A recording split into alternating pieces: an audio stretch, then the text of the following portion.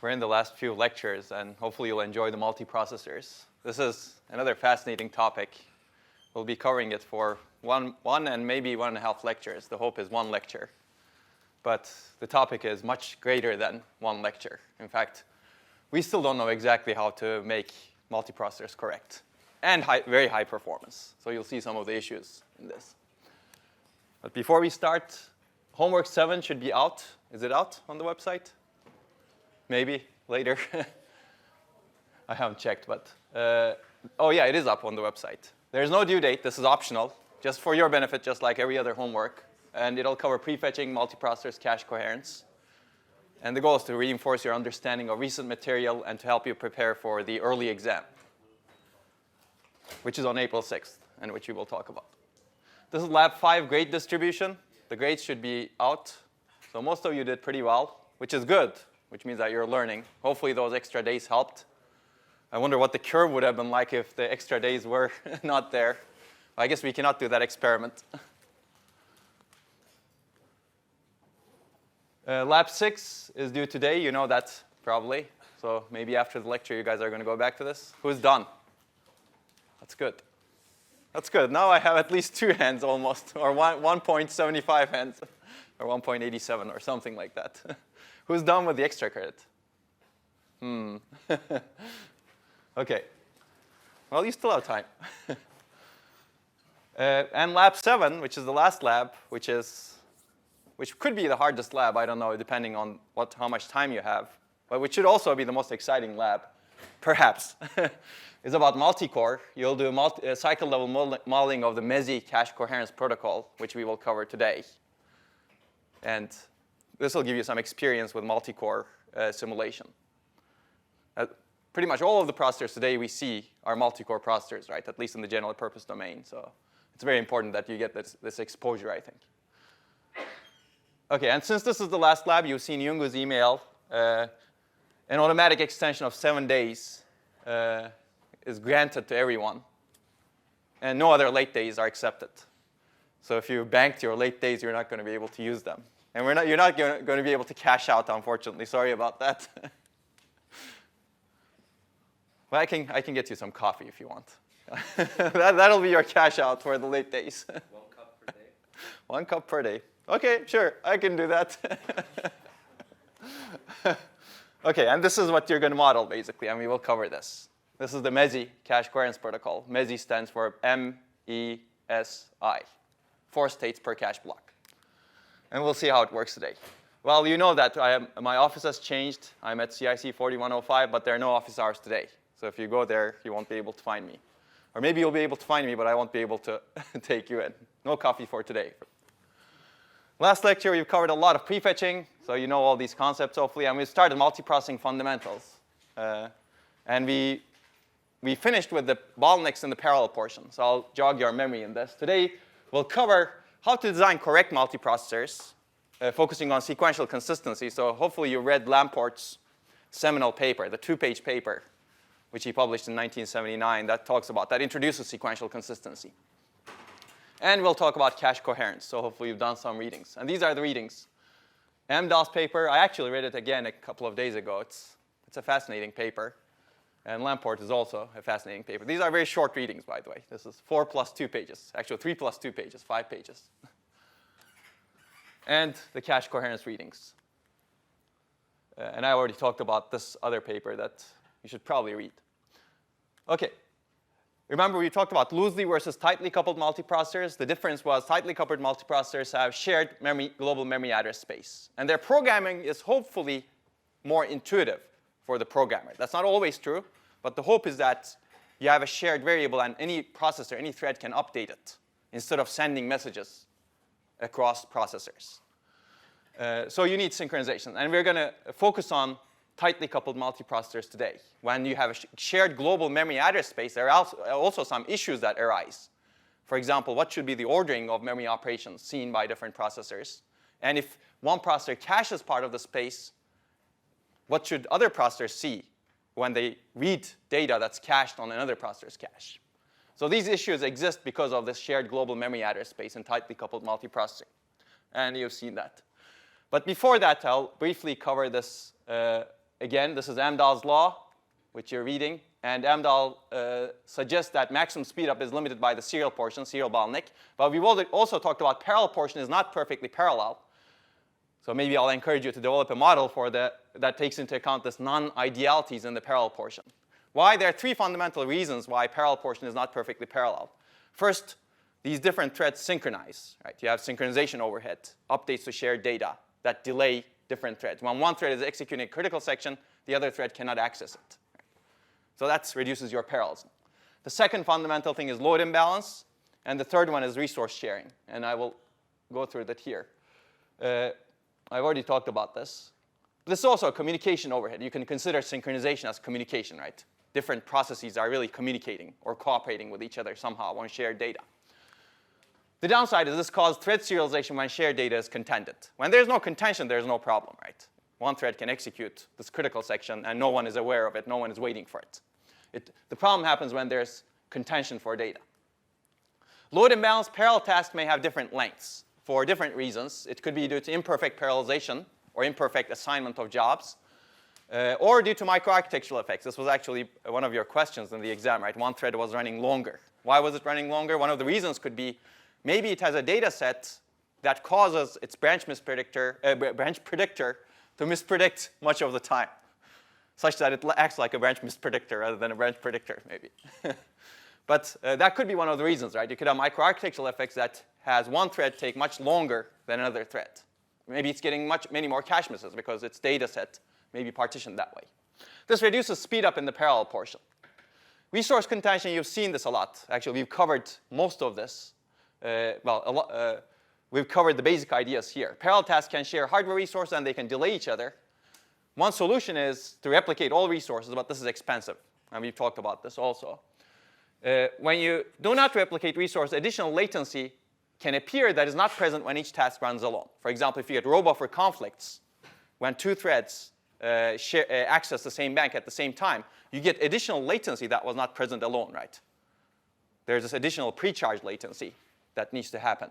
And there's additional activate latency. And this also reduces your, this may cause both of the threads to run much slower than they're running alone. So these are three fundamental bottlenecks in parallel portion. And Amdahl's law doesn't take this into account, right?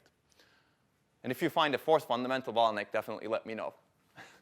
That would be a very good result if you have it. So most of the difficulty in parallel programming actually comes from optimizing performance in the presence of these bottlenecks. Serial bottleneck plus these parallel bottlenecks. Plus getting parallel programs to work correctly. Actually, these two are very much related, right? You would like performance. Performance is the main reason we drive for parallelism. And if you have these bottlenecks, you need to minimize the bottlenecks. And when you try to minimize the bottlenecks, you run into issues that are correctness issues. Because, for example, when you're trying to minimize the bottleneck, you may try to reduce the size of your critical section. And while you're trying to reduce the size of your critical section, you may omit some operations out of the critical section, which should be in the critical section. And as a result, you may get incorrect programs, right? So these are, correctness and performance are actually very tightly coupled in a multiprocessor system. It's a lot easier in a single processor system, right? Because there's a single thread. It's very easy to reason about that. With multiple threads, these two things are very much coupled. Well, correctness and performance is easier if your applications are embarrassingly parallel, if your parallelism is natural. For example, if we're adding 2 billion element arrays, right? That's easy. But most applications are not like that. Well, there are some applications that are like that, but even then they're limited by these bottlenecks, right? Graphics applications, for example, physical simulation applications, they're still limited by these serial bottlenecks. Okay.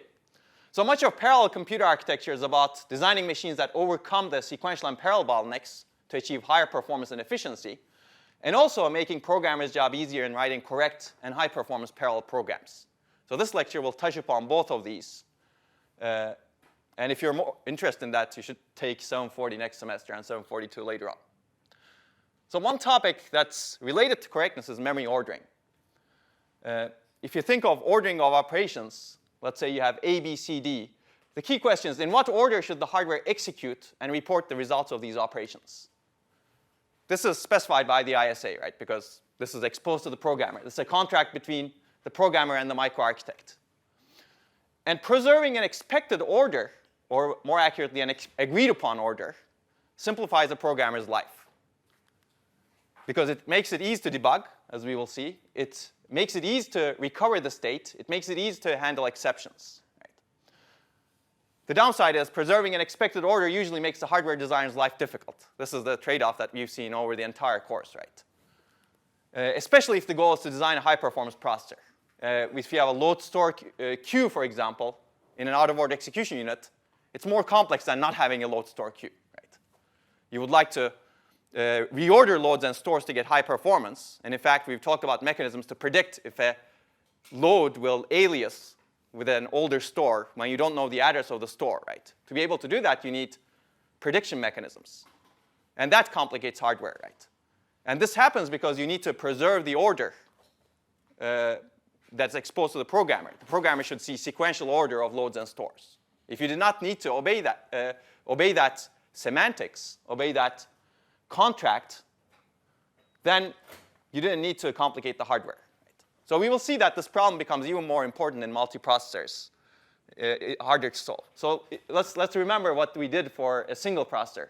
In a single processor, the ordering of memory operations is specified by the von Neumann model, right? Because you have sequential order, and hardware executes the load and store operations in the order specified by the program. In fact, every single operation is exposed to the programmer as if it were executed in a sequential order. Out-of-order execution doesn't change the semantics, right? Hardware still retires or reports to the software the load and store operations in the order specified by the sequential program. There are several advantages, and we've seen this, right? Precise exceptions. Your architectural state is precise within an execution, and your architectural state is consistent across different runs of the program. So now you can easily debug the programs, right? You can get the same bug at the same point in a single processor. Make sense? Debugging is easy in this case. And also, you're correct, right? You're reporting to the software something that the programmer expects. The disadvantage is, as we discussed just now, preserving order adds overhead. You need to have the load store queue, and you need to reorder the operations. You need to have a reorder buffer at the end. And it reduces performance also because if you actually want to scale the size of your instruction window, that load store queue becomes one of the biggest limiters. We haven't discussed this. We briefly touched upon this. But searching that load store queue is actually harder than searching within an instruction window. People have developed lots of mechanisms to do the wake up and select in an out-of-order processor. But searching whether a load aliases with a store is actually a much harder search. Why? Because there may be multiple loads, multiple stores that feed that load, right? And this is an address comparison. And also, this is an age-based address comparison. And also, this is actually not a single address comparison, but it's a range of address comparison. So it's not the single tag match. You need to match the range, match the age, and match the address. So even this is difficult even in single processors. Now let's take an aside. We've seen this in data flow processors also, right? A memory operation executes when its operands are ready in a data flow processor. And ordering is specified only by data dependencies. And two operations can be executed and retired in any order if they have no dependency. Now this makes programmers' life horrible. And this is one of the reasons we've seen that data flow processors are very hard to debug if you expose it to the programmer. The advantage is lots of parallelism, high performance. The disadvantage is order can change across runs of the same program. It's very hard to debug. Even within the same execution, it's very hard for the programmer to reason about it. OK? So you remember all this. This is actually almost review, except with a focus on memory ordering. So the problem is similar in a multiprocessor as in a data flow processor. In a data flow processor, memory operations execute when they have their dependencies satisfied. In a multiprocessor, each processor's memory operations are in sequential order. We're assuming von Neumann model for each processor, with respect to the thread running on that processor. Right? But multiple processors execute memory operations concurrently. Right? If you have different threads, one is doing memory operations. This is one core. And the other core, while this is sending operations to memory, this is also sending operations to memory. So how does the memory see the order of operations from all processors? In other words, what do we want this ordering to be across different processors such that the programmer can program this thing? I guess before we go into this, why does this even matter? Right? Well, we've seen that it matters because data flow programmers are very hard to debug, right? And if you actually did out-of-order execution and expose out-of-order execution to the processor, to the programmer, that would be very hard to debug also. And we've discussed IBM 36091 did that. It had imprecise exceptions. So it could retire a memory operation before a previous one was complete. Well, that's very difficult to debug, and that's why out-of-order execution was not successful, even though it was implemented in the 1960s, until in the 1980s, the HBS model and other models came along and made it successful because of precise exceptions. So how do we do this in a multiprocessor then? OK. So why does this even matter? First, we would like to make it easier to debug. So it's nice to have the same execution done at different times, have the same order of execution. You run a program, a multiprocessor program, one program at time t1 this morning, and you run it at time t2 tomorrow morning or tomorrow night. And you would like to see the same order so that the bug you see this morning appears tomorrow morning or tomorrow night also, right? In fact, every time you execute the program, you would like to be able to see the same order. Well, that's a tough problem. Actually, we're not going to discuss that. We're not going to solve that problem today. And this is an existing problem. This is what makes multiprocessors hard to debug, because a bug that may occur in one execution may not occur in another execution, because the ordering of operations may change in memory. To be able to satisfy this, you need to have deterministic execution, right? But that may be very tough to guarantee. Right? Basically, the order you see in one run may differ from another run, even though your input data set is the same. Right? Why could this happen? Well, let's take a look at two processors. Let's say you have thread 1, thread 2. And one of them needs to access a critical section. In one run, this thread 2 goes into critical section, and this thread waits. And then something happens. This is, well, I guess times are confused with threads now. This is time. And this is time 2. At time 1, you get this ordering. At time 2, it may so happen that these threads are launched on the cores at different times, right? As a result, this thread starts a little bit late, and this thread enters the critical section. And later, this thread needs to wait for it. So now you see a different order of operations. Maybe this thread is accessing A, B, C here, and maybe this thread is accessing C, D, X here. Now your order is different. And your bug may not be exposed, right? In fact, it may not be exposed because what might happen is you may have a bug in your program such that you didn't correctly protect the shared data. When this thread is in critical section, this thread is updating B, for example. This bug may have occurred at time 1, but it may not occur at time 2 because this thread was launched a little bit late. It got delayed. Something happened in the system, and the processor, it took a long latency cache miss, for example. The row buffer state of the memory was not a hit for one of the operations of this thread. So it didn't execute this update B until, well, yeah. Basically, well, there's no update B anymore. Yeah, basically, this didn't happen. Right? Does that make sense? And as a result, you cannot reproduce the bug. Yes? It's actually deterministic, except that you can't control the entire input set. You can say that your cache is kind of an input. That's right. Yeah, you can. It's deterministic if you consider the entire system. That's right. But it's not deterministic if you consider the program with its own input set as well as own execution. So you're right. You're right. The system itself is deterministic. OK, but the execution is not deterministic if you consider the sphere of determinism as just the program. OK, so we're not going to solve this problem, but this is an important problem. If you want to have a much more debuggable multiprocessor, you would like to perhaps solve this problem. And people have actually developed mechanisms to do this. For example, you can record the inputs, record the execution order of the threads at time 1, and then replay it later on to be able to reproduce the bug. And there are systems that enable you to do this today. The second reason why memory ordering matters is correctness. And we're going to cover that. Basically, can we have incorrect execution if the order of memory operations is different from the point of view of different processors? And I think the answer will be yes, and we're going to solve that problem. And the third reason is performance and overhead. Because if you want to satisfy these two things, enforcing a strict sequential ordering can make life harder for the hardware designer in implementing performance enhancement techniques. And we will see that. For example, cache coherence will actually follow from what we'll discuss.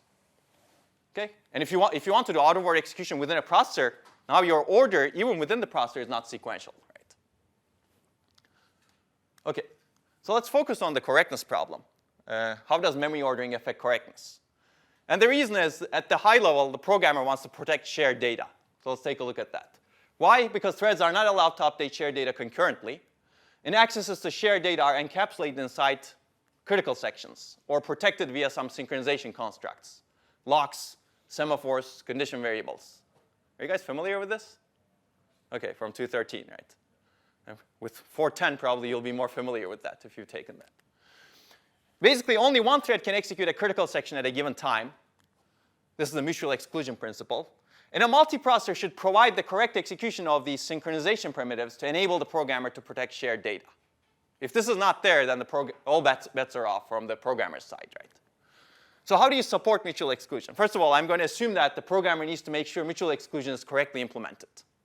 And even this is a problem, right? We will assume this, but correct parallel programming is an important topic. And you may have looked at the example of Decker's algorithm. It's an algorithm that satisfies mutual exclusion of two threads accessing shared data. And this is the first correct algorithm for mutual exclusion, actually. Before that, before Decker, or it's attributed to Decker by Dijkstra, before that, people have struggled to figure out what is the correct way of implementing mutual exclusion. So even this is a problem. And then if you want to make it high performance, then you run into other correctness issues. But you can read this seminal chapter or book by Dijkstra if you want to learn more about all of these different synchronization parameters, including Decker's algorithm. So programmer actually relies on hardware primitives to support correct synchronization. If the hardware primitives are not correct or unpredictable, programmer's life is tough. And if the hardware primitives are correct but not easy to reason about, programmer's life is still tough, right? So we'd like correct primitives as well as easy to reason about primitives. So let's take a look at this example. I guess you can see it here. But basically, this is a form of Decker's algorithm. It's a much more simplified form. Decker's algorithm can be built on top of this. We have two processors, and they're accessing two shared variables, f1 in memory and f2 in memory. What this processor does is it sets f1 to 1 and then checks if f2 is 0. If f2 is 0, that means this other processor is not in critical section. Then this processor enters the critical section. This is basically a synchronization variable. It's like a condition variable. And it executes the critical section, and it sets f1 to 0, which means that it's out of the critical section. This other processor does the same thing, except f2 and f1 are replaced. Right? Basically, they're synchronizing on f2 and f1, which means that if this program is correctly executed, only P1, processor 1, or processor 2 should be in this critical section. Right? That's what you want, ideally. Intuitively, that's what you want from this program. So assume, how do you get this? Assume P1 is in this critical section, which means that f2 must have been 0, right? Intuitively, it must have executed A and B, which means f1 must be 1, right? f2 must be 0, f1 must be 1, as A happens before B, right? Sequentially, which means that P2 should not enter the critical section, right? Because f1 is 1, right? Now, can this happen? Can P2 enter critical section? Can the two processors be in the critical section at the same time, given that they both obey the von Neumann model? They're both respecting their own individual sequential operations. And the answer is actually yes. Even in some of today's processors, you can get this. You can try this. And there are many reasons for this. One of the reasons is the latency of memory operations and when they're exposed. Other reasons are compilers or out-of-order execution can reorder operations. And if it doesn't satisfy something other than the von Neumann model, then you can get this incorrect execution. Let's take a look at one example where processors are connected with this interconnection network. So these two processors are executing those two critical sections. Actually, let me rewrite this so that we can go over it while you're looking at that picture. But basically, this is the first processor. It's executing F1 equals 1. This is P1, processor 1. And this is what I call A, operation A. And it does if F2 equals 0, then critical section. And this is B. This F2 equals 0. Loading F2 is B. And processor 2 is doing the opposite. We'll call this operation X. It's setting F2 to 1. And operation Y, it's checking if F1 is equal to 0, which means that this should not be in the critical section, then it's doing the critical section. So if you look at this, what might happen is this processor 1 executes this operation A, F equals 1. It sets F1 to 1. And from this processor's point of view, the operation might be complete. And the operation is sent to interconnection network. And it sends A to memory. Processor 2 executes X, which is F2 equals 1. It sends the operation to the interconnection network. X is sent to memory. And from its point of view, the operation may be complete. Right? So that's time 0. At time 1, processor 1 now executes B. Right? So basically, it sends a load for F2 to memory. It starts the load to memory. Right? So this is a store to memory, and this is a load to memory. This is another store to memory, and this is another load to memory. And this store starts at time 0, and this load starts at time 1, time 1. At time, and these stores and loads return out of order. For example, at time 50, the load of F2 returns. The operation B becomes complete. And what does it return? Well, F2 is 0, right? Because none of the other store operations reached memory yet. Does that make sense? So assume that F2 is here and F1 is here for some reason. And assume also that F2 is close to processor 1. That's why it returns early. That might be one reason. There may be other reasons also, right? So processor 1 loads F2, and this load reaches this memory bank earlier than processor 1's store to F1 reaches this memory bank. So at time t equals 50 cycles, you get F2. And F2 is 0, because processor 2's store to F2 did not reach this bank yet. So as a result, at time 51, processor 1 can get into this critical section. And similarly, at time 50, let's say memory sends back F1 to processor 2. That's what processor 2 requested. At that point, F1 did not get the update from processor 1. As a result, P2 may see the value of F1 to be 0. Right? Now, both processors are in the critical section because these stores did not complete by the time the loads of the processors completed. Make sense? After a while, finally these stores reach memory, but it's already too late. The other processors read the result. So if you look at this, from the point of view of the programmer, each processor obeyed the von Neumann model, right? At this point, this F1 equals 1 was complete from this processor's point of view. At this point, load of F2, which is B, was complete. Similarly, so A and B were ordered in the sequential order for this program. But for processor 2, again, X and Y were ordered in the sequential order. But there was something that was not ordered that led to this anomaly, right? Now we're in the critical section for both processors. And that's the global order.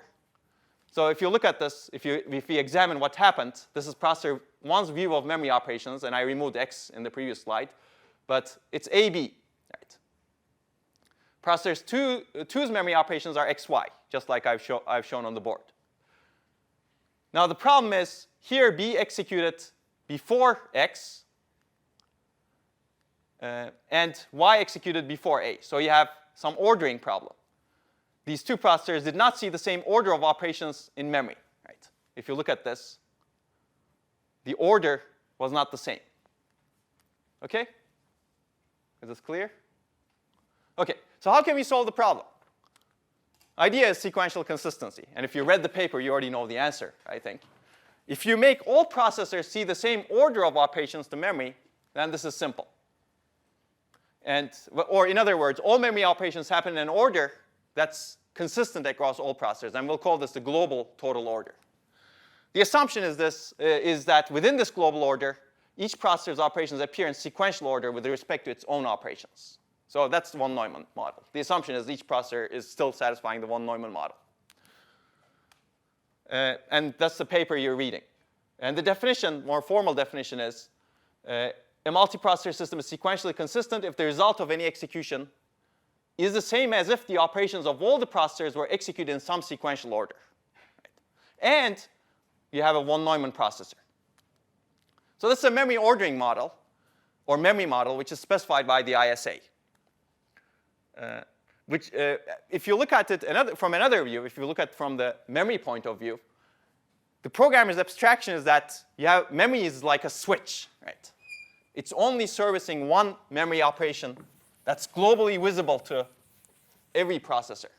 If you build a system like that, processor 1, processor 2, and they access memory, and at any given point in time, memory is connected to only one of them. So you have the switch that can get connected to processor 1, and later processor 2, and later processor 1. So there's only one operation that this switch is connected to. Right? And all processors see the currently serviced load or store at the same time, if that's the case. OK? So if you go back to this example, actually, I did not say XY. Yeah. If you go back to our example, there are many potential correct global orders. Right? A, B, X, Y is a correct global order. Right? That could be seen by the memory at that time. Or you could interleave, right? A, X, B, Y is a correct global order. Or you can start with A, X, Y, B is a correct global order. What is not a correct global order is what happens if you have a cycle, right? For example, A, Y, X, B is not a correct global order if you look at that. Does that make sense? So as long as your interleaving is such that you have a single correct global order, then you're sequentially consistent. And which order is observed depends on implementation and dynamic latencies, right? It depends on where these memory locations are. Or it depends on, I guess, what are the latencies to access different memory banks, different variables is. OK? Is this clear? It's actually a lot of fun, right? OK, so there are actually several implications of this. First of all, within the same execution, all processors see the same global order of operations to memory. And the upside of this is there's no correctness issue now. The programmer can reason about the program intuitively. Why? Because it satisfies the happened before intuition. Right? You don't break this happened before unintuitively. Before, the problem was this processor was able to go into the critical section, but this processor was also able to go to the critical section, which broke the happened before relationship. Right? If this processor is in the critical section, F1 must be 1 because, if this processor is in the critical section, this F1 must have been executed, and F2 must not have been executed yet, right? Which means that this processor should not see F1 to be 1. But F1 to be 0, sorry. And it sees F1 to be 0, which breaks this intuition that we normally have. Something happens before something else, right? The second corollary is, across different executions, different global orders can be observed, and each of which is sequentially consistent and correct. Debugging is still difficult. Right? Well, debugging because of this is not difficult, but debugging because of this is difficult, because order changes across different runs. So this problem is not solved with sequential consistency. You need what we call deterministic execution for that. But we won't cover that. So what are issues with sequential consistency? This is a nice abstraction for programming multiprocessors, but there are two issues with it. The first is actually, are these ordering requirements too conservative? Do you always need a total global order across all of the stores and loads that you execute? And the question arises because these processors may be doing totally independent things, right? And communicating with each other only once in a while. When they're doing totally independent things, why do you need to obey this order? Maybe it's too strict. And because it's too strict, it limits the aggressiveness of performance enhancement techniques. Maybe sometimes you want to do out of order, and you want to assume a different order such that you can improve performance, right? While still obeying the von Neumann semantics. So is the total global order requirement too strong? And the answer is actually yes. Do we need a global order across all operations and all processors? Again, no. How about a global order only across all stores? Actually, this is what many processors today do. Well, I shouldn't say many because there are many, many memory ordering models, but a lot of Intel processors and Spark processors do this today. They have something called a total store order memory model, which is not exactly only global order only across all stores. It's a little bit different.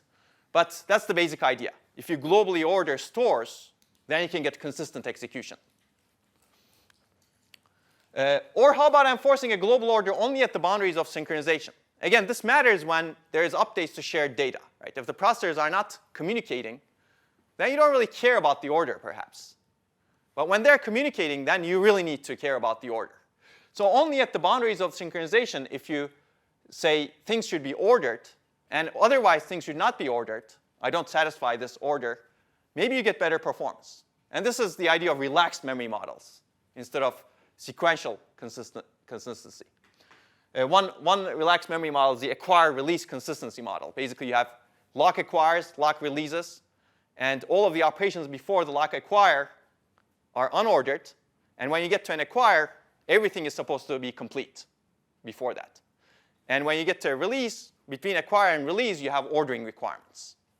Make sense? So we'll cover one of them, actually.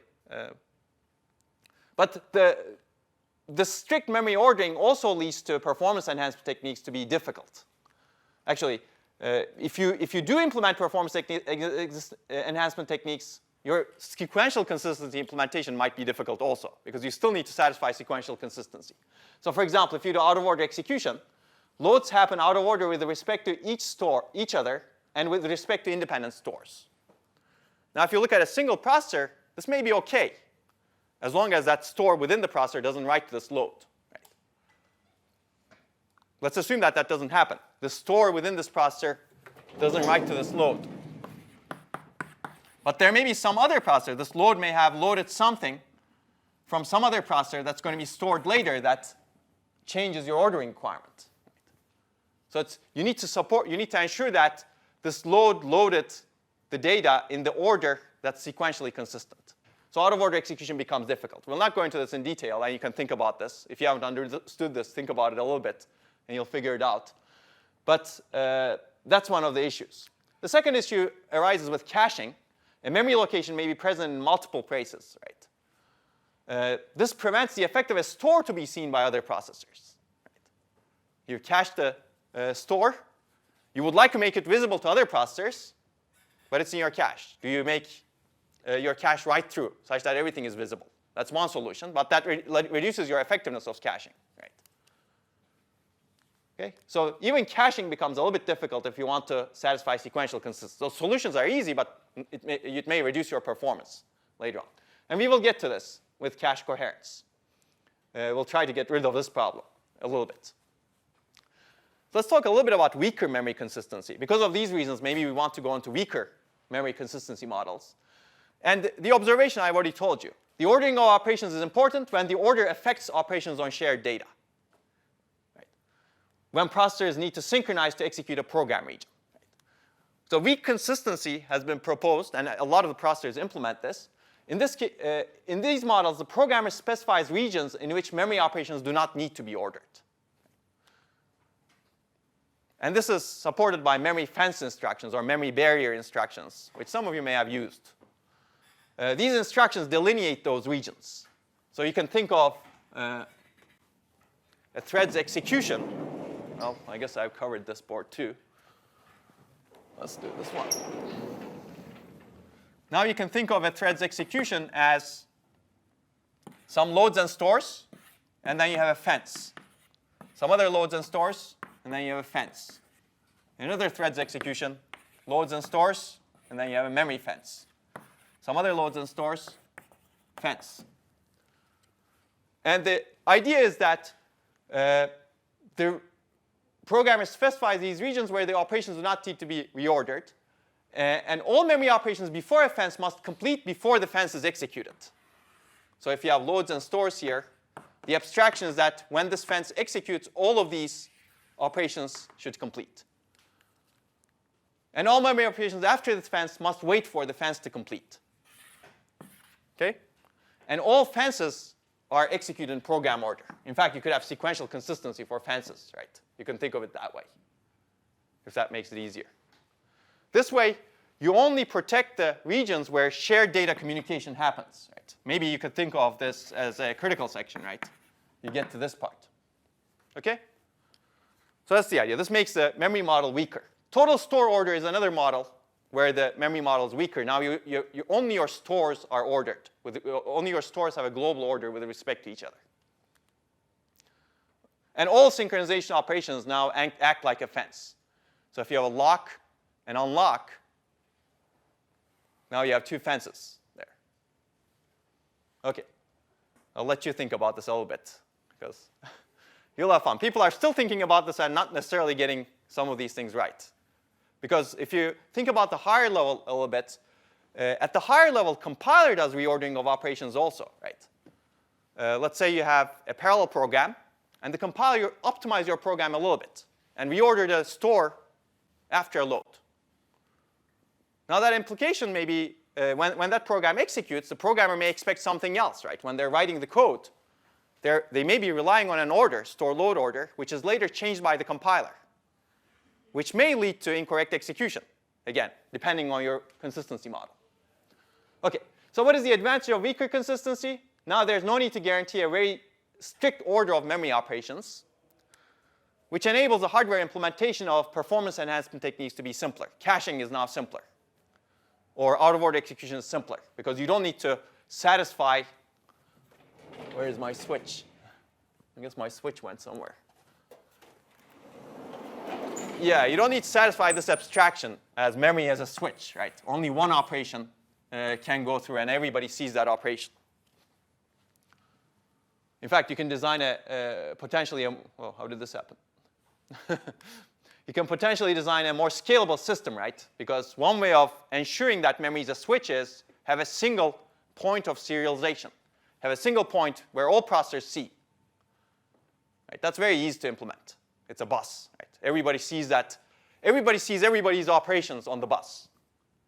And that bus, the abstraction is that that bus has only one operation going on at any given point in time.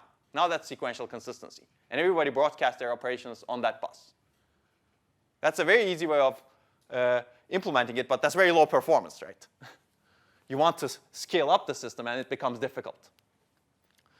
And this can be higher performance than stricter ordering as well. The disadvantage is that there's more burden on the programmer or software, right? With a weaker memory model, with a weaker ordering, now the programmer needs to get these fences correct, right? Before, the programmer could just say, oh, there's a total global order that I rely on. Now there's no total global order. You need to get the fences correct. Right? This is almost like the same thing as reducing the size of your critical sections, right? That's difficult because you don't know what needs to be protected exactly, perhaps. OK. So this is another example of the programmer microarchitecture trade-off. A weaker consistency model makes life easier for the hardware designer, but harder for the programmer. Actually, it's better to think of it the other way around. Yeah. It makes life harder for the programmer, but easier for the hardware designer. OK? OK, we've already talked about these issues with sequential consistency. Caching is one of the issues. A memory location is present in multiple places. And this prevents the effect of a store to be seen by other processors. Caching actually leads to other problems in multiprocessors, which is cache coherence. I think I'll jump into it. We'll take the break later. But we've already discussed what cache coherence is, right? Basically, you have parallel programs that communicate from shared memory. And if one writes to an address and the other one reads it, you would like to get the last write to that location. Right? What if one of the memory locations is cached in some other processor? So I'll show this pictorially. Basically, if multiple processors cache the same block, how do they ensure they all see a consistent state? What is the problem? First of all, let's say we have this memory block at X, which contains value 1000. This processor loads X into its cache. This processor also loads X into its cache. This processor does something to X and stores it. And let's assume the cache is write back. Or even if write through, this may be a problem, right, depending on how you handle it. And the value of X becomes 2000. Now, when this processor loads X again, what value should it see? Well, it should see 2000, right? Because this happened before this load. So it should not load 1000. So how do you ensure that? Well, you can ensure this in software or hardware, right?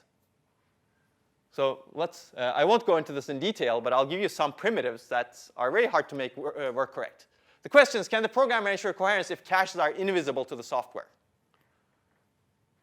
I think the answer to that is probably no, right? If you have no control over these caches, how can you ensure correctness, right? How can you ensure coherence? But what if the ISA provided a cache flush instruction? For example, one flush instruction could be flush local A. It flushes or invalidates the cache block containing address A from the processor's local cache. Can you use this to ensure cache coherence? If you can, let me know, because I don't think you can. I don't think you can flush a block from your own cache and ensure that it's coherent with other caches. So, for example, whenever you're writing to a block, after you write to it, you flush the block. Right? That could be one way. But during this time, during the time while the block is being flushed, some other block may read the value in its own cache that's old. And the value may be old, right? So it's very, very difficult to do with instructions like this, unless the instructions eventually implement something like hardware cache coherence. So let's say you have block A cached here and block A cached here. The value becomes 2000 here. The value is 1000 here. Let's say the programmer uses a cache flush instruction. It flushes this 2000 somehow. Well, how do you do that, right? That's one way of using that instruction. The other way of using that instruction is somehow you figure out that somebody else is going to write to this block and flush that block from your own cache so that you don't use it later on. Right? That may be an easier way. But that's also very tough, right? How do you write a program that ensures this? So it's very hard to do this at the fine grain. So you could do global flushes. Let's flush invalidate the cache block containing address A from all other processors' caches. So this is becoming more interesting now, right? So let's say this processor is going to write to A. It basically first issues a global flush of block A. And the hardware provides the instruction that basically takes address A, broadcasts to all other processors, and cleans that from all other processors' caches. Now this processor can write to A. Right? Now this could provide you some coherence maybe. The downside is, what if another processor executes a read to A right after that flush happens, but before that write happens? Right? It's tough again, right? So you need to build a mechanism that's much more sophisticated than just flushing, basically. Or you can actually flush invalidate all blocks in cache X. But again, this is very hard to do. So you need to somehow ensure that the other processor cannot access the block. You need to lock the shared memory region if you want to get it correct in the software. And a lot of the software cache coherence implementations require that today. For example, you can lock the page that one processor is operating on. You can write the data, and then unlock the page such that another processor can now read the page and cache the page. Right? That's one way of ensuring cache coherence in software. But usually that has a lot of overhead. And the program, it's the burden on the programmer. So hardware, having support in hardware simplifies software's job. If the hardware, whenever this processor wrote to A, 2000, if the hardware guaranteed that the last written value to A will be observed by other processors, then the programmer doesn't need to worry about anything, right? Now, hardware provides cache coherence. One idea could be invalidate all other copies of block A when a processor writes to it, right? This is a very simple method of coherence. When a processor writes to A, 2000, before that write is exposed everywhere, all other blocks in all other caches are invalidated. Right? And hardware ensures that. And this is a very simple coherence scheme. Caches snoop each other's write-read operations. If a processor writes to a block, all others invalidate it from their caches. And this is the protocol. Basically, we have one bit associated with each cache block. The cache block can be valid or invalid. And these actions are observed by the cache in each processor. And we're going to assume no write allocate cache. And these are different actions that the processors can do and observed on the bus. So let's actually connect these to the processors a little bit. And let's remove that. So assume that processors, caches can see each other's actions. This is called a Snoopy bus. It's called Snoopy cache coherence. Caches can snoop each other. And when a processor, each block can be valid or invalid. You have a single bit, valid or invalid. And when a processor actually reads the block, let's say you're in the invalid state. When the processor reads the block, it sends a signal to the bus read. I'm reading block A. And let's assume that no other processor has that block. Then the processor can actually get that block, right? And the block state becomes valid. This is block A, and it becomes valid. When a processor writes to the block, which is the more interesting case, when the block is valid, the processor writes to the block, it broadcasts a bus write signal on this shared bus, where everybody sees. So you can have many other processors. Let's say this processor now writes to the block. That's the processor write action shown in the state machine. So there's a bus write signal to A. Now all caches on this shared bus see this bus write signal to A. And they all ask themselves, do I have A cached in me? Somebody's writing to it. And if the answer is yes, what they do is they see bus write, right? If the bus write is valid, is to a block that's valid in the different processors, they go to the invalid state. Right? It's simple. Whenever a processor writes to a block, it broadcasts that it's writing to the block, and every processor that has the block goes to the invalid state for that block. Make sense? So you could actually, if you have this, then programmer's life is a lot easier. OK. And we're going to develop this, and we're going to make this much more sophisticated. This is, if you think about this, this is two states of the MESI protocol. And we'll get to that. The protocol you're going to implement in Lab 7 will be much more complicated. But is this clear right now? Basically, a processor can read a block or write to a block. These are the actions of the processor. And based on reading or writing, it broadcasts signals. I'm reading, I'm writing. And this signal goes on the bus with the address of the block that it's reading or writing. And processors react to these signals in the way that's specified by this state machine. OK, before we go into more detailed solutions, let's cover, I guess, non-solutions to cache coherence.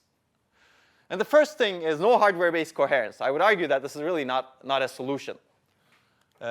Keeping cache coherent is the software's responsibility in this case. In that case, basically, you have no coherence, right? You really have, what you have is something like almost like a scratch pad memory. And that's what, for example, IBM Cell required programmers to keep their caches coherent. And their cache was actually a scratch pad memory. And it was hard to program. So this makes microarchitects' life easier, right? If you don't have hard-based coherence, you don't need to build something like this. Right? The downside is it makes average programmers' life much, much harder. Now they need to worry about hardware caches to maintain program correctness, right? Which makes it very, very hard to design parallel programs and take advantage of multiprocessors. And that's exactly the reason I gave the example of Cell. Cell is one of the, I guess, GPUs, let's say, that was implemented by IBM. It's a beautiful machine, actually. It's a heterogeneous multicore, if you think about it. You have a control processor, and you have a bunch of synergistic processing elements, 8 of them. And these synergistic processing elements, you can think of that, they have very good SIMD units. So they can do SIMD vector execution. The downside is that coherence is not guaranteed across these synergistic processing units or across the control unit. So the programmer now needs to ensure that one thread that's executing on one core doesn't break coherence. Does that make sense? And that was very hard to program, as opposed to some other processors, some other GPUs that we have today. OK. So this also leads to overhead in ensuring coherence in software, actually. Because now you need to lock the pages, for example, to maintain coherence. So the other solution to cache coherence, I'll call this a non-solution also. At least it's a non-solution today. All caches are shared between all processors. Right? If you have this, there's no need for coherence, right? Because everything you have is shared. When one processor updates block A, there's only one copy of block A in the system, and it's in the shared cache. This is great, right? The problem is shared cache becomes a bandwidth bottleneck, right? It's very hard to design a scalable system with low latency cache access this way. It's not only a bandwidth bottleneck, but it's also a latency bottleneck. What if you have 1,000 processors? Do you have a single shared cache across all of them? Well, that's too bad, right? Does that make sense? You can think of implications. I'm going through this relatively quickly, but you can think of ways of actually partitioning the cache. So you have 1,000 processors, and you can say only addresses X through Y can be cached here, and Z through P, I don't know, can be cached here. That's one way of actually ensuring that you have a shared cache, right? And it's a shared cache that's distributed across the entire system. Now the problem is if this processor is always accessing both something at Z through P and Y through, well, I guess I got to be careful with my numbers here. Maybe this is 0 through 1 million, and this is 1 million through 2 million, and this is 2 million through 3 million addresses. If a processor is splitting its accesses between these ranges, now you cannot cache it effectively, right? It always needs to access some other processor's cache. So that's why latency becomes a bottleneck, even if you get rid of the bandwidth bottleneck by distributing the cache across a large number of cores. Okay? So that's why these are non-solutions to cache coherence. If you have a very small system, you could do this. But a small system is not where we are today. OK. So basically, we need to guarantee that all processors see a consistent value for the same memory location, consistent updates. Writes to location A by P0 should be seen by P1 eventually. And all writes to A should appear in some order. Which means that coherence needs to provide two things. One is write propagation, guarantee that updates will propagate, to all processors will see that updates. The second thing is write serialization, provide a consistent global order seen by all processors for that particular location. If this processor reads 1,000, even after this processor writes 2,000, then you don't see this consistent global order for that location across different processors. So you need a global point of serialization for the store ordering, actually, for that particular block. So how do you ensure that with hardware coherence? The basic idea is a processor or cache. When I talk about processor or cache, I will use them interchangeably, because the processor is associated with its own private cache. Broadcasts its write or update to a memory location to all other processors. So you need to have this broadcast mechanism. Another cache that has the location either updates or invalidates its local copy. So when this processor writes to location A the value of 2,000, there's an option, right? You can send the data to other processors too. You can say, oh, I'm writing to location A, and I'm writing 2,000. one option is the other processor, when it sees A, it just invalidates its cache block. The other option is actually you actually get the data and install it in the cache. Now I have the updated value. Right? And this has trade-offs also. Basically, that's the trade-off. Do you update the data or do you invalidate the data when you keep caches coherent? Coherence protocols are divided based on what answer they give to this. The first option is update protocol. Basically, you push the update to all of the copies. The second is the invalidate protocol. You ensure there's only one copy, local, and then update it. That's the invalidation-based protocol. Whenever there's an update that happens, there's only one copy in the system because everything else is invalidated. Now you can imagine trade-offs, right? So on a read, if the local copy is not valid, you put out a request. If another node has a copy, it returns it. Otherwise, the memory does. On a write, the processor reads the block into the cache as before. And if you have an update protocol, you write to the block and simultaneously broadcast written data to the sharers. If you have an invalidate protocol, you write to the block and simultaneously broadcast invalidate of the address to the sharers. And other nodes clear a block from the cache. Right? So which one do you want? Any thoughts? Depends. Depends is a good answer usually. What does it depend on? I guess I told you. Basically, write frequency and sharing behavior are critical in terms of which one do you want. Right?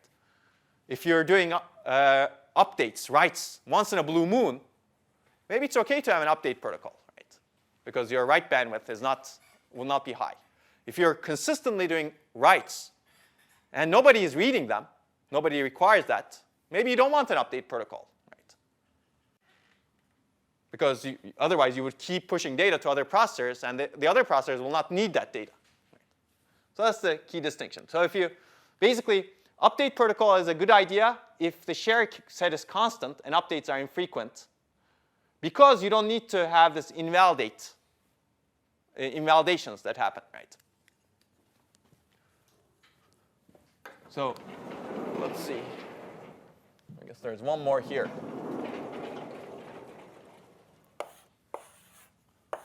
Again, you have two caches. Let's say this processor updates location A. If you invalidate this cache block, later on, the next action this processor may do is a load to A. Now you need to reacquire the block, right? So if you don't have an update protocol, that's the downside. This protocol invalidates A here, gets rid of A, and this processor later requests A. Which means that you need to have another transaction that requests A from this cache. Whereas if you had updated this processor's cache, that transaction wouldn't have been needed. Right? Okay. The downside of update protocol is if data is rewritten without intervening reads by other cores, updates were useless. For example, this core or this processor updates A, and it keeps writing to this data. Well, if you actually send the updates that go to A every time that go to every time to different cores, then you're causing a lot of traffic, right? Even though the other cores are not needing the updates. Basically, if the other cores are not needing the updates, then update protocols are very wasteful. Okay? And also, it requires write-through caches, perhaps, right? Which means that your bus becomes bottleneck. OK. So the invalidate protocol, basically, you can reverse these, right? If after the invalidation broadcast, now core has exclusive access rights. Once you broadcast the invalidation, the core, this processor knows that it's the only copy in the system. And now it can do anything to that block, pretty much, until somebody else requests it. Now it can do many, many updates. Right? Whereas if you have this update-based protocol, you cannot do that. So you push the data. If you update it again, you'd better push the data again, right? Or invalidate. Only cores that keep reading after each write retain a copy, right? So basically, you don't push the data to the cores that are not going to read it. And the downside is if write contention is high, this leads to ping-ponging. Do you guys know about ping-ponging? Basically, lots of invalidations and reacquires. So what might happen is if this processor is writing A, and basically this is what I described earlier, and this processor actually needs the data later on, what might happen is you can have lots of invalidations. Another processor may actually write to the data and also invalidate. Another processor may actually also write to the data and also invalidate everyone. So you get a lot of invalidation traffic. But you actually want to prevent that in some other level. Right? Yes? An invalidation would always have to be right through. Because how does, like even, so if you have A and B, where A is on the left. Okay. So A invalidates B's cache block. Okay. And then when B, say B's going to write to it later, or just even read, right? It's going to like ask the lower cache level for it. That's right. So that means any writes that anyone does has to be right through, which means you have a lot of writes between your cache levels. So when you do the invalidation, you mean? Well, so when you write on the left side, Okay. and then it gets loaded, and it invalidates the other one, and then Yes. the right side loads it. Where's it going to get the correct update from? Oh, I see. So if you have an invalidation-based protocol, when you write to this block, everything is invalidated, right? When this load requests that block, it'll get it from here, right? So write-through is a separate issue. If you have a write-through cache, when you write it, you also write it to the next level. Well, I was asking if it was going to get it from the level below or directly from that one. So that depends on whether you have a write-through cache or not. If you have a write-through cache, then these levels So are how does it consistent, know- and this processor can get it from here. How does the right side know which cache to like get the update from? Okay, so if it's an invalidation-based protocol, that's again the Snoopy bus, right? What happens is this: when this processor needs this block, it says, "I would like to read it," so there's a bus read that's sent on the bus for block A, let's say, and every other processor or cache snoops that read, and if they have the block, they'll give it. Okay, so you can design the protocol such that it supplies the data. There are actually many, many trade-offs related to this, but that's one protocol. You just need to make it correct. Okay. So we'll cover two cache coherence methods. One is the Snoopy bus method that I've described here. Basically, this is a bus-based method. There's a single point of serialization for all requests, which is the bus. Every processor observes the order on that, every other processor's actions on that bus. For example, if processor 1 makes a read exclusive or write request for address A on the bus, processor 0 sees and invalidates its own copy of A. And if processor 1 reads one location, any processor sees that. The second method is directory-based, which I'll talk about earlier, actually. And I did not assign you this paper, but this is an interesting paper to read. Now you have a single point of serialization per block distributed among the nodes. You don't have a single point of serialization for everything. But per block, you say,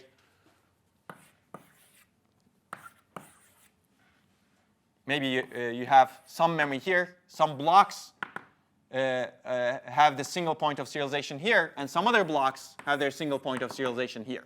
And this is core 1, core 0, memory 0, memory 1. Blocks that are within the address range of this memory are handled here. Blocks that are within the address range of this memory are handled here. Now this is more scalable, right? You don't need a bus for this. But we'll get to that. So processors now make explicit requests for the blocks. And this directory tracks ownership for each block. And directory coordinates invalidation appropriately. Basically, you have a single point of serialization that's coordinated by this directory.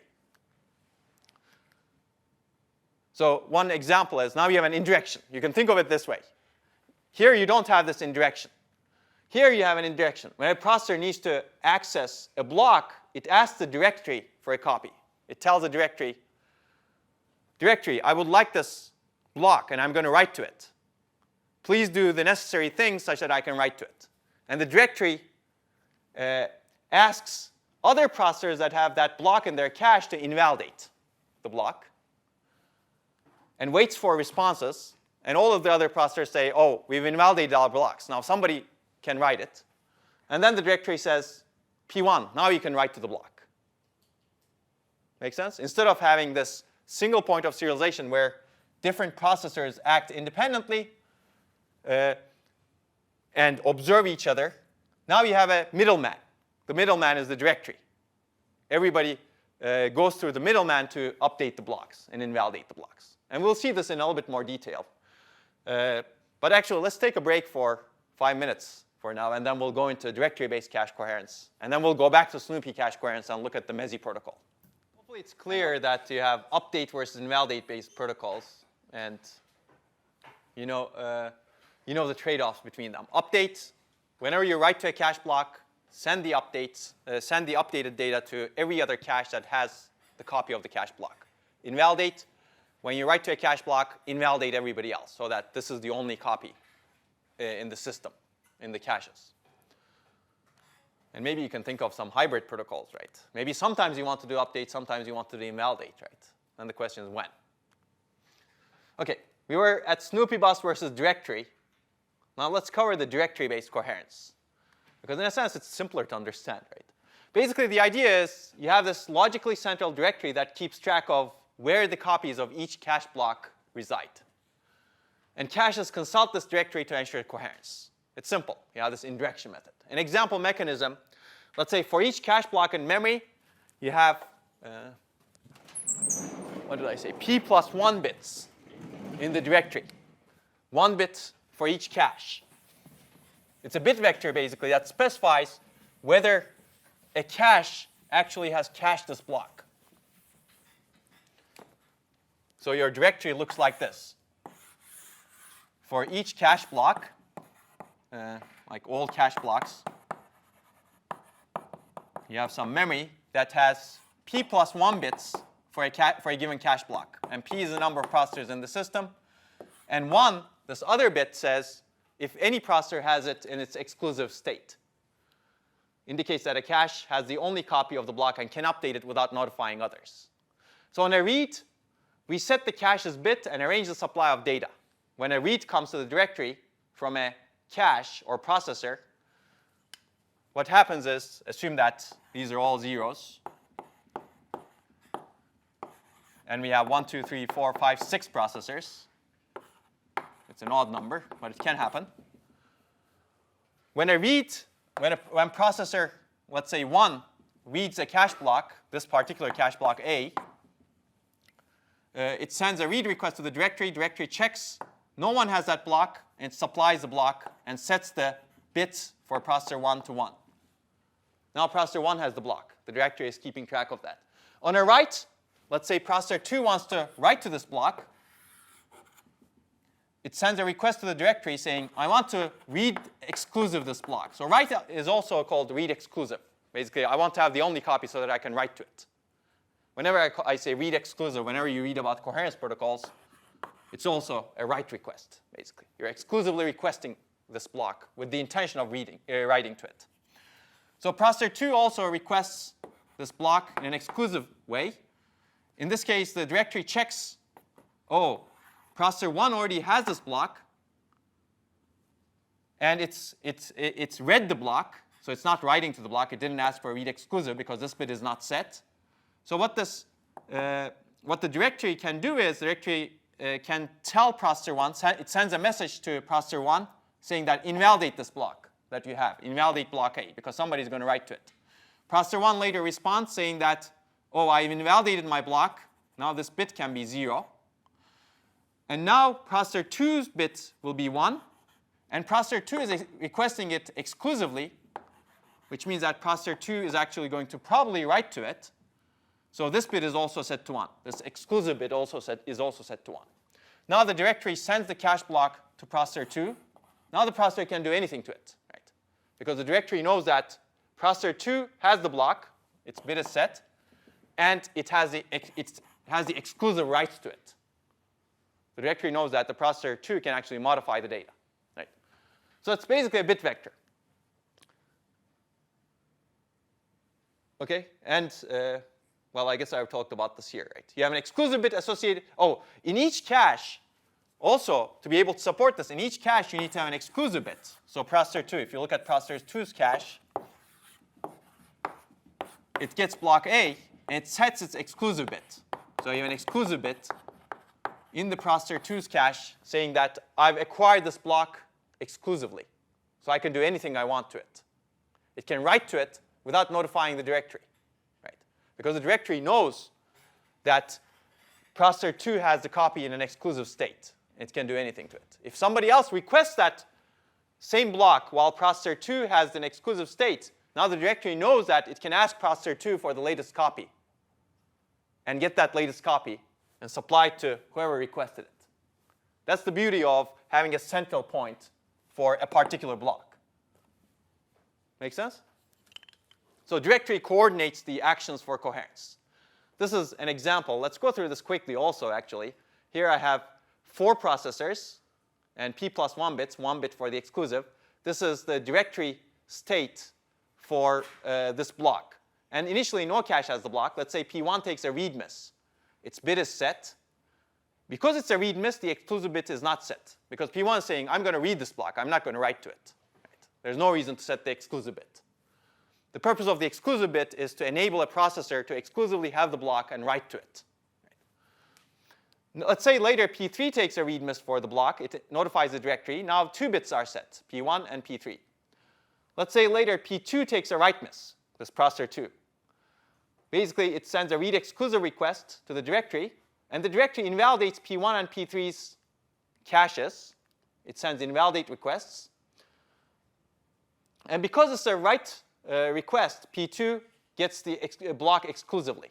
It sets the exclusive bit. So the directory sets the bit for p2. It also sets the exclusive bit.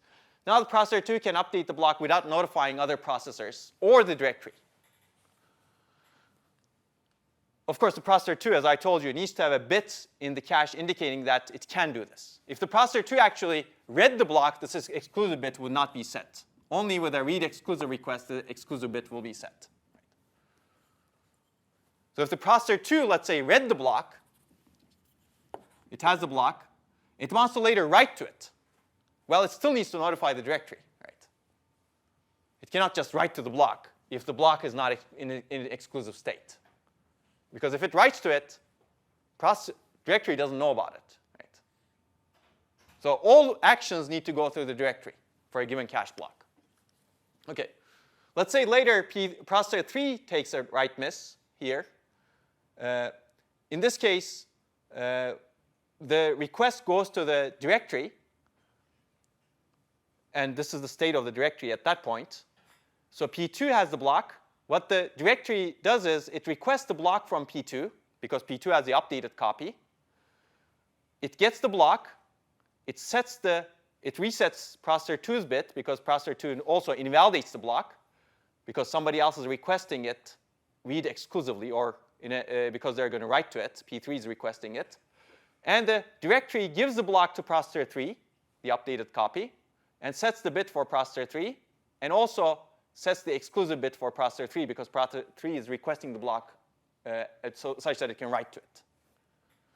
Okay? And p2, of course, invalidates its copy because it got an invalidation. Plus, not only an invalidation, but also send me the block request, because you requested it such that you're going to write to it. So send me your updates. And later, if processor 2 takes a read miss, again, in this case, processor 3 can supply it. So you can actually optimize this protocol, right? In this case, actually, I didn't write it over here. But here, processor 3 has the block in an exclusive state. Processor 2 takes a read miss, asks the directory, I want this block. The directory knows that processor 3 has the updated copy. So it asks processor 3, send me the copy. Processor 3 sends the copy to the directory. And also, when the directory sends to processor 3 a request such that it's a different request, somebody else is going to read this block, so send me the copy, but you can keep the block. This is basically, it's a downgrade request. You had this block in exclusive state, and maybe you updated it. Now send me the copy, but you cannot update it anymore. Make sense? So processor when processor 3 receives that request, it sets its exclusive bit in its cache to 0. And also the exclusive bit in the directory is set to 0. And the block is supplied to processor 2 who requested it. Now 2 processors share the block. And no one can write to it, because no one has it in exclusive state. Okay? So the directory coordinates the actions. And we'll get back to this in a little bit. We're going to contrast this with the bus-based cache coherence. But one thing that I will tell right now is there doesn't need to be a single large directory. Right? This can be distributed across many different nodes. Right? You can have basically 1,000 processors. And your directory can be distributed. Your address space, 1,000 of your address space can be distributed across those 1,000 processors. And every processor knows which directory to access based on the address it's trying to access. Right? So this is much more scalable. You don't need a bus now. Right? We'll cover interconnection networks later after we cover coherence. But now your connections can be a ring, for example, or something else. You don't need a single substrate for ordering. Not all operations need to see, not all processors need to see all other processors' operations. It's only that particular cache block that someone needs to serialize operations to. OK. Now let's get back to Snoopy cache coherence. It's also fun. And you already know the basic idea. All caches snoop all other caches read and write requests. And based on that snooping, they keep the cache block coherent. To be able to support this, you need to have some coherence metadata associated with the cache block in the tag store of each cache. And with the simple coherence protocol, we saw that coherence metadata, right? Invalid or valid. Well, it happened to be that it's the data that you need to keep the validity of a block. But we're going to extend that. So this is easy to implement if all caches share a common bus. Each cache broadcasts its read and write operations on the bus. And this is good for small-scale multiprocessors. And I guess I've already given you part of the answer. Actually, you could still have Snoopy cache coherence with a 1,000-node multiprocessor, except you need to optimize it very, very much. But we're not going to cover that. OK, so if you look at this, this is the Snoopy cache. And I've already given you some actions. We're going to look at these actions. A processor can do 2 actions of a block. Right? Processor read or processor write. And based on these actions, there are requests that are generated that are observed on the shared bus. Bus read or bus write. And bus write is the same thing as bus read exclusive, as I told you earlier. And there are coherent state bits in the tag store. For example, with the MESI protocol, you have 2 bits. And we've already seen that. Let's take a look at more sophisticated protocol.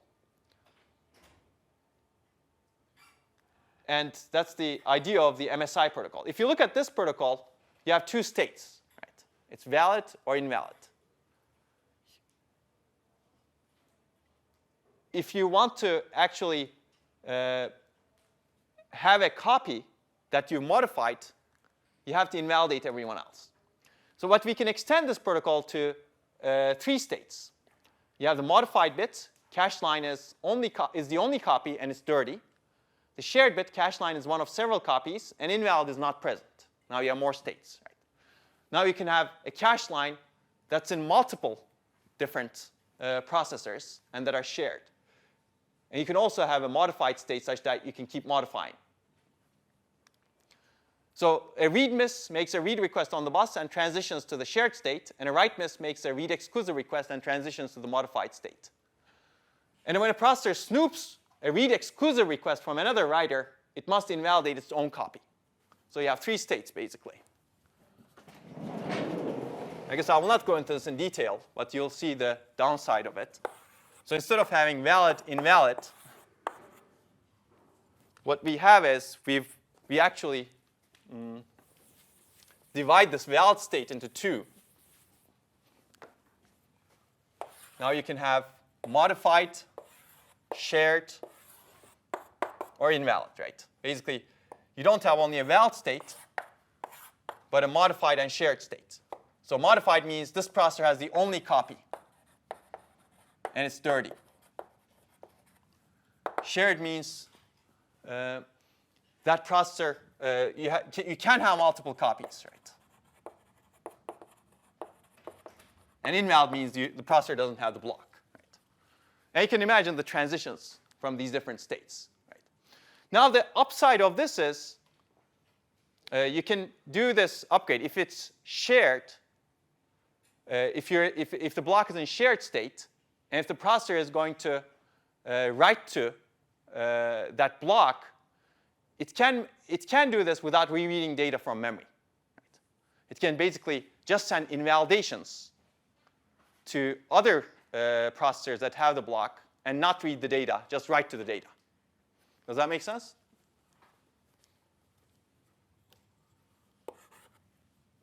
Okay. Okay, this is the state diagram. I guess I don't need to draw this on the board, but this is what it looks like. The problem is, there's one problem with this protocol, which is when you have a block in the cache, initially you don't have, a block is in no cache to begin with. Right?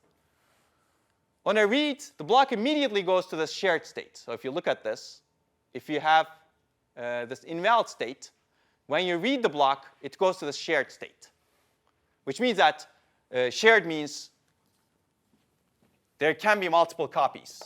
This processor has a copy, and there may be other copies in the system that other processors have.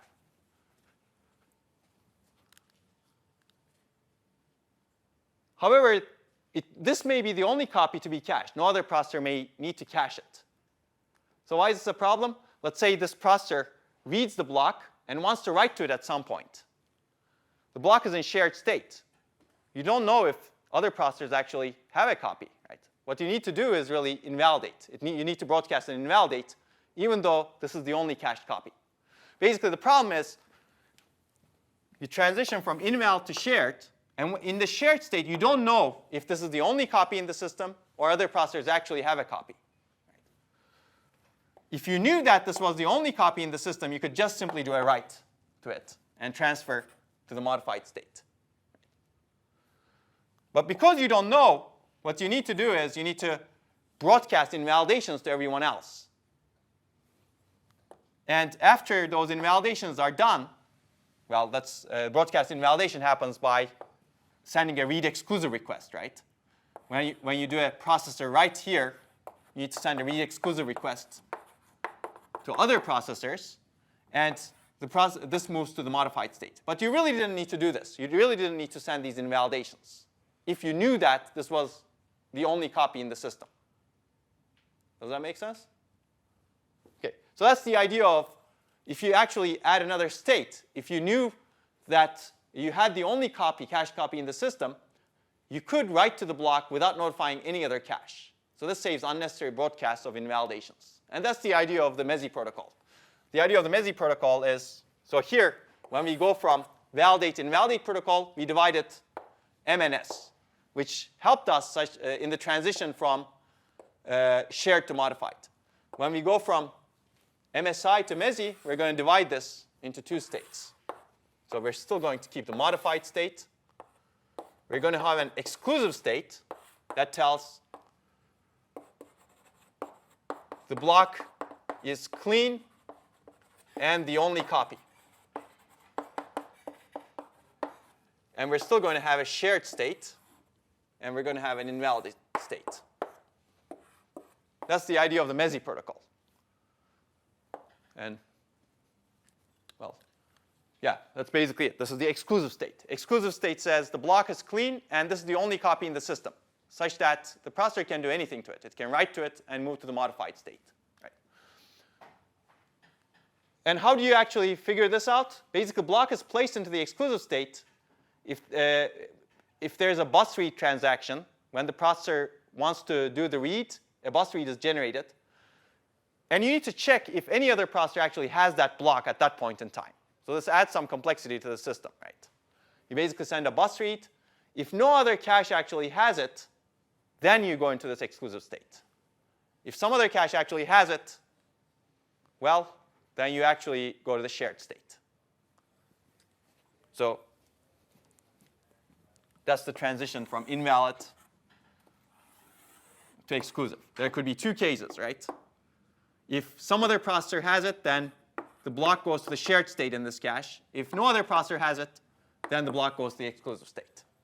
And there needs to be some hardware that checks this. And this is one way of implementing that hardware. You have a wired OR signal on the bus. Basically, the snooping caches assert the signal if they also have a copy. Because remember, we have a broadcast that says bus read block A. All caches that have the block A will assert that copy, and that wired OR will be true if at least one cache has it. If that wired OR is true, then the transition will be to the shared state. If that wired OR is false, the transition will be to the exclusive state. So now, once you have this, you can silently go from exclusive to modified. When you do the write, you don't need to modify. You don't need to notify any other processor. So that saves bandwidth. That saves latency also because you don't need to do invalidations, right? That happen here. Okay.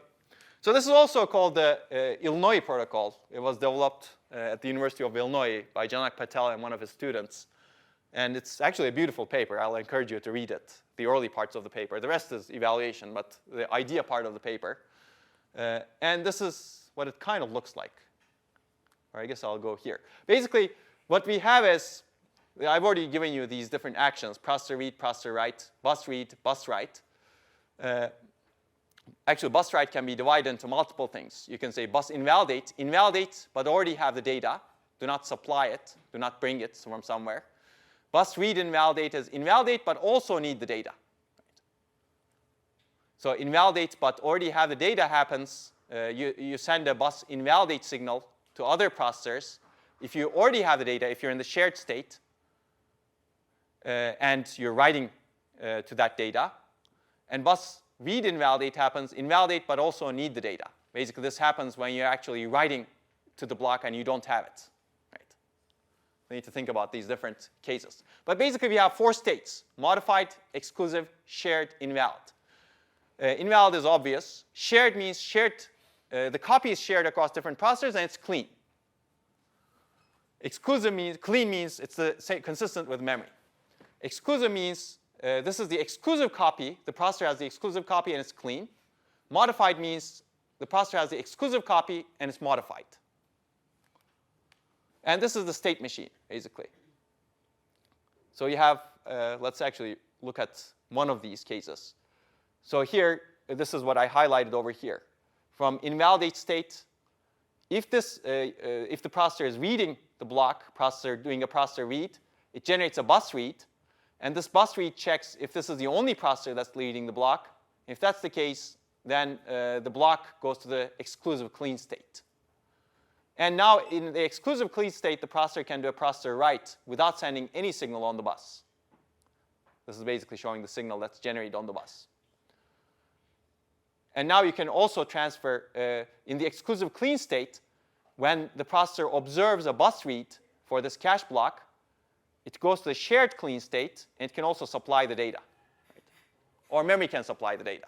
That again is a trade-off that we will talk about. I'm not going to go through all of these arcs, of course, in the state machine, but you're going to be very familiar with it in Lab 7. But I can give you some idea. Let's look at this one, for example. I guess we've already gone through this. If you're in the exclusive state, and if you want to write to it, you can do that right. Let's take one other example. Let's say this is the exclusive modified state. This is the modified state. And the cache block, the processor snoops a bus read signal for this cache block. In this case, this is the only copy in the system. So what this cache does, it supplies the data, the modified copy, and it moves to the shared clean state. And somebody else will have the data. You write back the data to memory. Make sense?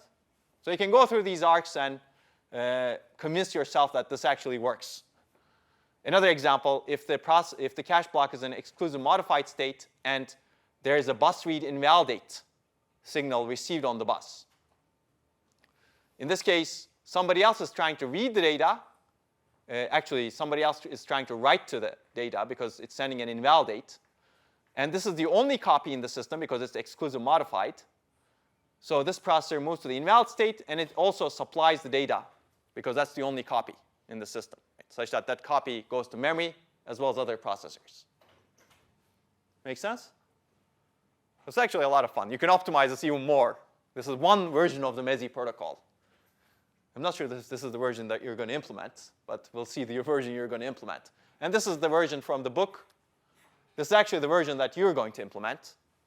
But it's the idea is the same, basically.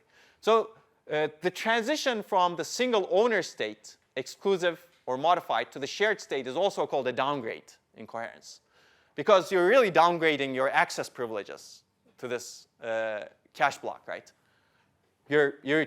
Somebody's taking away their right to modify data. You're not going to be able to write to it silently.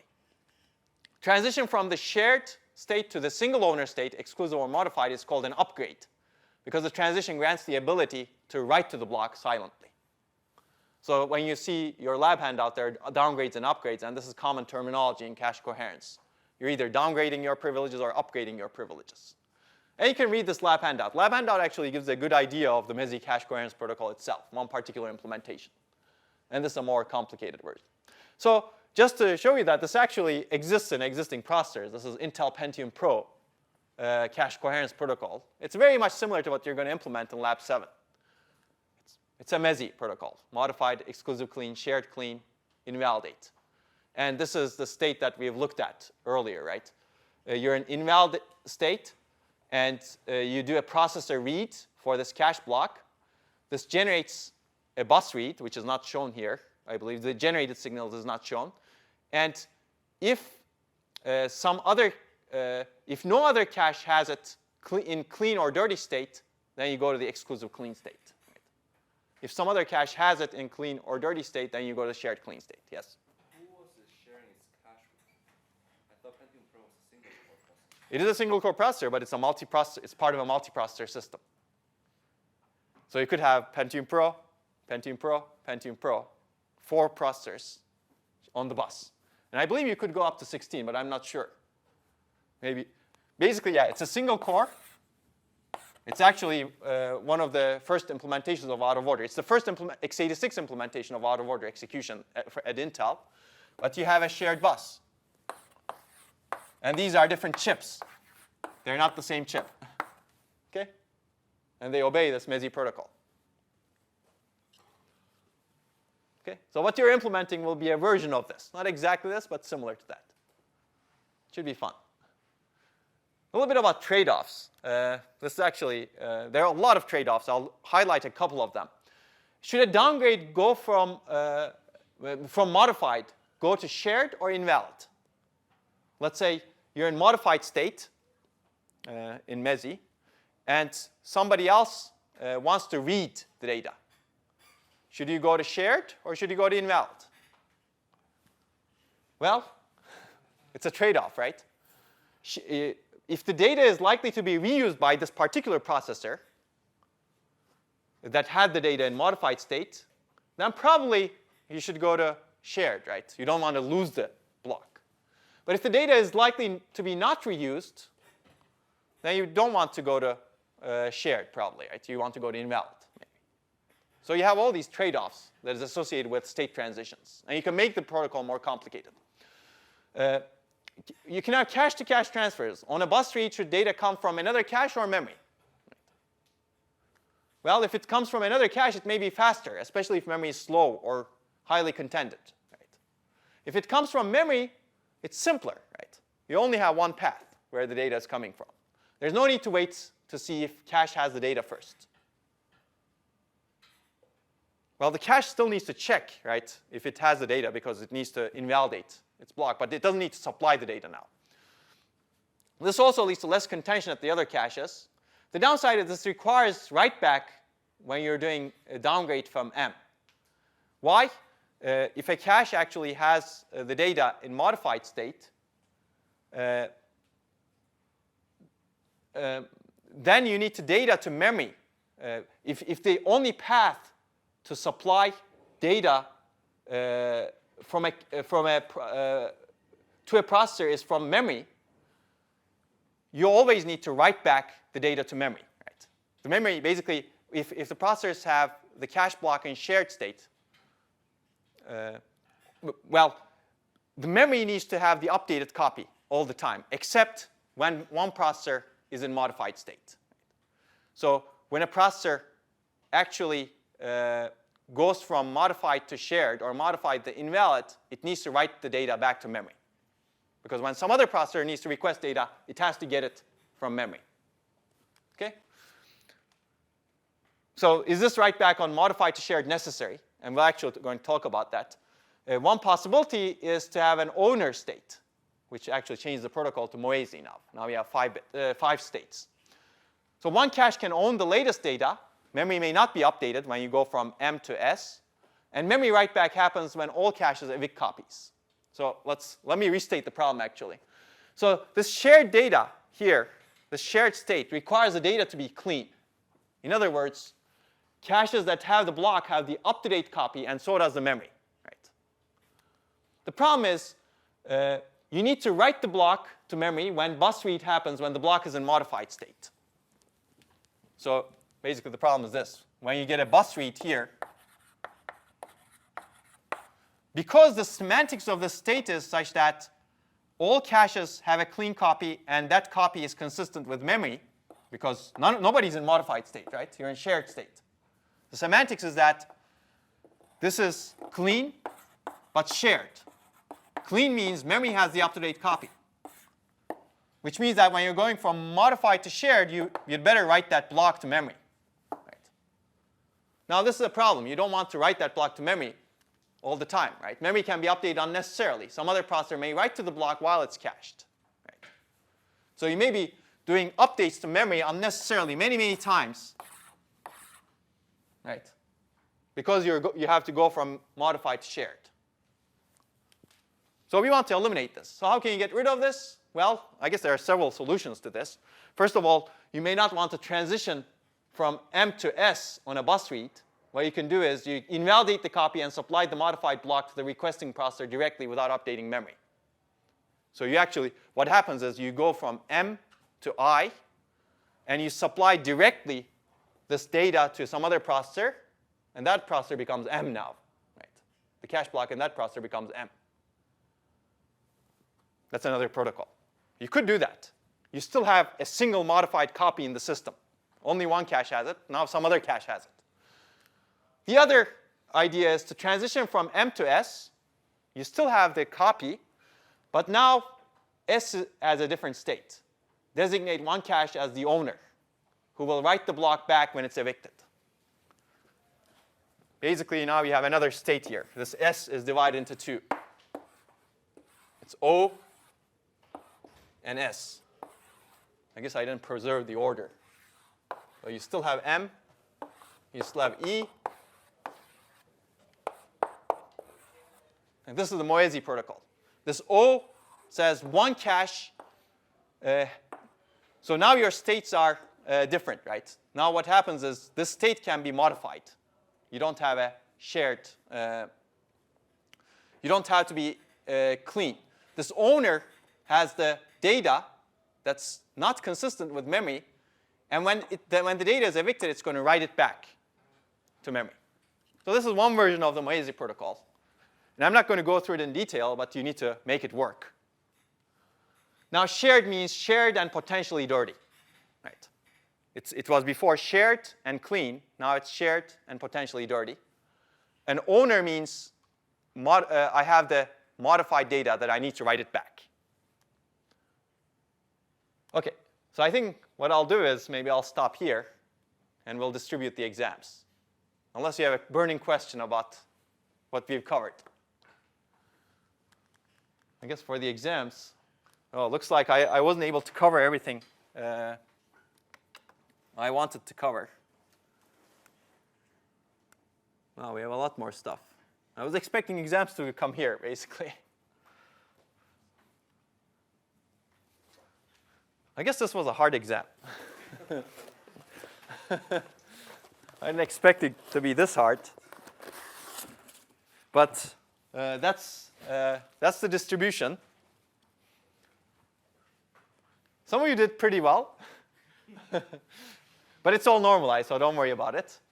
And I guess this is still a reasonable distribution, as you see. But if you're down here, please talk with us and prepare hard for the final. Question 1 distribution was like this. So There was a good distribution, I think. The pointer question, actually, one of you got it perfectly right. I wish there were more people who got the question right. I guess the other question was that people did not get fully right was the pseudo-associative cache question. Remember, the cache access latency was expected as 5 cycles. The slick marketing markets its caches to be two-way.